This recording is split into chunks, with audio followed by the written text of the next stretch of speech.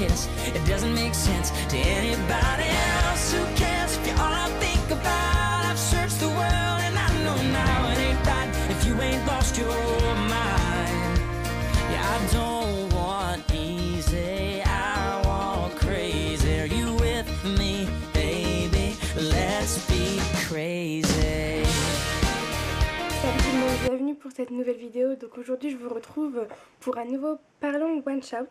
Donc le premier avait l'air de bien vous avoir plu, j'avais eu de très bons retours, donc je continue sur ma lancée. Donc pour ce mois-ci je reviens vous parler d'un livre que j'ai vraiment beaucoup aimé, qui est pour moi un livre parfait pour cette saison d'automne qui vient de commencer, et qui est aussi voilà, très important dans mon cœur, puisque c'est le tout premier livre que j'ai lu pour la blogo, entre guillemets. C'est le premier livre dont je vous ai parlé en vidéo, je crois, et c'est aussi le premier livre que j'ai chroniqué sur le blog. Donc je viens vous parler aujourd'hui de L'étrange vie de Nobody Owen de Neil Gaiman. Donc voilà, le premier, tout premier livre que j'ai chroniqué sur le blog. Donc en fait, pour vous raconter un peu l'histoire, il s'agit de l'histoire d'un petit garçon qui s'appelle Nobody, donc Nobody Owen. Et en fait, on débute l'histoire où il est vraiment tout bébé, dans son lit, bien au chaud dans sa maison. Et en fait, un étrange homme va pénétrer dans sa maison et va s'en prendre à sa famille. Donc il va tuer ses parents et sa sœur, si je ne me trompe pas. Et le petit garçon, donc qui lui aussi risque de se faire tuer, va avoir un espèce d'instinct et va se sauver. Donc vous imaginez un petit bébé, voilà, qui carapate à quatre pattes. Il va se sauver de son lit, il va se sauver de la maison. Et il va atterrir en fait dans le cimetière qui est en contrebas de la maison, parce que la maison se trouve en haut d'une colline. Et en bas de cette colline, il y a un cimetière. Et c'est là que le petit garçon va se réfugier. Et il va être pris en charge, il va être protégé, élevé par les fantômes de ce cimetière, par aussi une sorcière, il y a une espèce de vampire aussi, par plein de créatures... créatures fantastiques qui vont le protéger de ce tueur qui forcément va chercher à retrouver le bébé. Donc Nobody va grandir avec ses parents fantômes, avec son amie sorcière et toutes ces créatures fantastiques bien protégées dans les cimetières. Sauf qu'en grandissant, bien sûr, il va commencer à poser des questions et il va vouloir sortir du cimetière dans lequel il se cache depuis tout petit.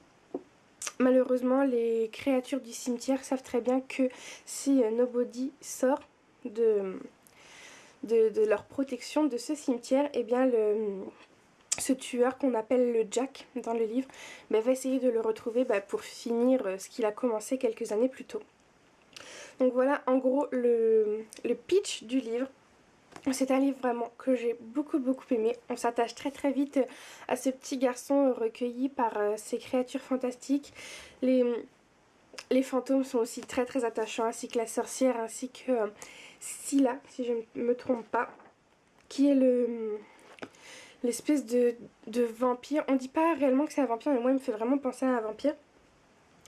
Enfin voilà, ça fait... bien 2 ans maintenant que j'ai lu ce livre, mais je me rappelle vraiment très bien. Je pourrais vous raconter toute l'histoire. Il m'a vraiment beaucoup marqué et je l'ai vraiment beaucoup aimé. Ce que j'aime beaucoup aussi dans ce livre, c'est les illustrations. Il y a des illustrations, je sais plus quel est le nom de l'illustrateur. Donc Dave McKean. Et les illustrations sont juste parfaites par rapport au livre. Elles vont très bien dans cette ambiance... qui moi me rappelle un peu Tim Burton que j'adore. Pour moi Neil Gaiman, il y a aussi un peu cette ambiance à la Tim Burton, autant fantastique mais aussi un peu lugubre, un peu sarcastique, avec un humour noir, et ça j'aime vraiment beaucoup. Donc je vais vous montrer quelques illustrations. Donc là vous avez le Jack, donc le tueur qui s'est introduit dans la maison. Vous avez...